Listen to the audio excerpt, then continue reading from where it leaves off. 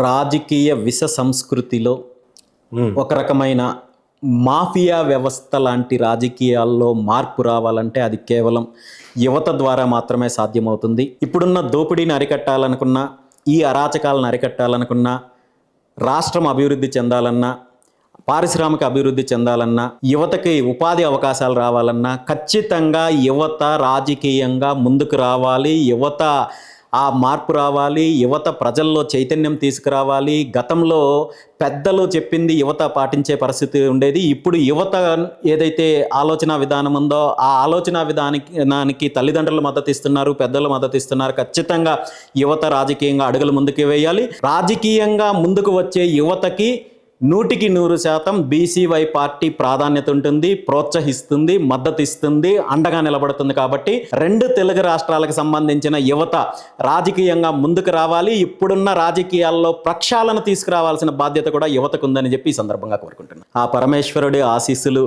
అందరికీ ఉండాలని, అందరికీ మంచి జరగాలని, 2 తెలుగు రాష్ట్ర ప్రజలతో పాటు దేశవ్యాప్తంగా ఉన్న ప్రతి ఒక్కరికి, సమాజంలో ఉన్న ప్రతి ఒక్కరికి ఆ స్వామివారి ఆశీస్సులు ఉండాలని చెప్పి మనస్ఫూర్తిగా కోరుకుంటూ, ఎటువంటి ఇబ్బందులు లేకుండా భవిష్యత్తులో ఇంకా అన్ని రకాలుగా అభివృద్ధి చెందాలని మనస్ఫూర్తిగా కోరుకుంటున్నాను. రామచందర్ యాదవ్ గారి గురించి చెప్పాలంటే లాస్ట్ 3-4 అవర్స్ నుంచి ట్రావెల్ చేస్తూ ఉన్నాడు.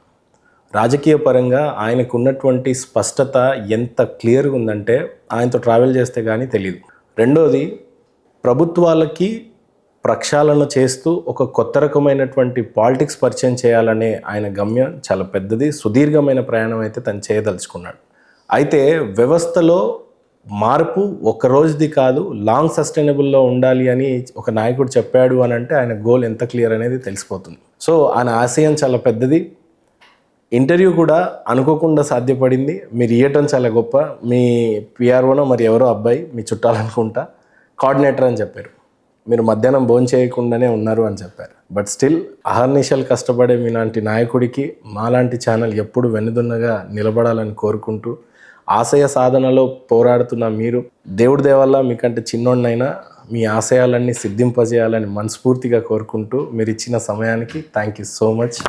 మిమ్మల్ని ఏమైనా ఇబ్బంది పెట్టి బాధ పెట్టుంటే క్షమించాలి. బికాస్ మీలాంటి యంగ్ జనరేషన్ పొలిటికల్ పార్టీస్ రావటం చాలా సంతోషం. మీలాంటి వాళ్ళతో కలిసి నడిచే భాగ్యం దొరకాలని మనస్ఫూర్తిగా కోరుకుంటూ thank you so much sir. Thank you అన్న. మీ మద్దతు కావాలి. అదేవిధంగా ప్రజల్లో, రాష్ట్రంలో ఇప్పుడు ప్రత్యామ్నాయ రాజకీయం యొక్క ఆవశ్యకత గురించి ప్రజల్లో చైతన్యం తీసుకురావడంలో మీ పాత్ర ఉంటుందని చెప్పి మనస్ఫూర్తిగా కోరుకుంటున్నాను. Thank you very much. Thank you so much sir.